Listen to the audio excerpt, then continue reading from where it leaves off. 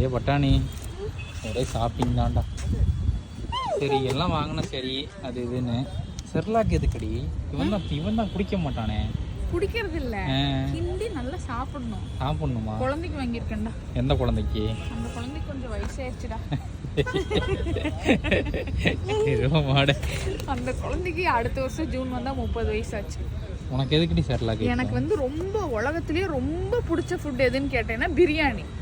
நான் எப்போ கொடுத்தாலும் நைட்டு 12 மணிக்கு எழுப்பி கொடுத்தா கூட சாப்பிட்ருவேன். ஆனால் பிரியாணியும் ஒரு ஃபுட்டு ஓவர்டேக் பண்ணணும்னா செர்லாக்கு. ஆனால் நான் இந்த ஃப்ரீக்வெண்ட்டாலாம் சாப்பிட மாட்டேன். ப்ரெக்னெண்ட்டாக இருக்கும்போது கிரேவிங்ஸ் ஒரு வாட்டி வாங்கி கொடுத்தியா?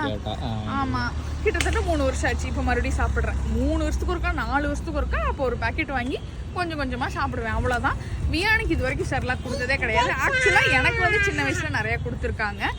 அப்புறம் எங்கள் அக்கா பையனுக்கு குழந்தை பிறக்கும் போதெல்லாம் அவன் எப்படா இப்படியே பண்ணிருப்பேன். சாப்பிட்ற குழந்தைய அப்படி பார்க்காதம்பாங்க. அவன் திங்காம போகிறான், அது எனக்கு பிரச்சனை கிடையாது. இந்த குண்டால எப்படா மிச்சமாகும் அப்படின்னு சொல்லிட்டு கிடைக்கிற கடைசி செர்லாக்லாம் வலிச்சு சாப்பிட்டு இருப்போம். அதுக்கு அடிதடியாக வேற இருக்கும். வெளியில் போகணுமா? அந்த மாதிரி அடிதடியாலாம் இருக்கும். யாருக்கெல்லாம் செர்லாக் பிடிக்கும்? நம்ம குழந்தைய விட நம்ம தான் அதிகமாக சாப்பிடுவோம். கமெண்ட் பண்ணுங்க.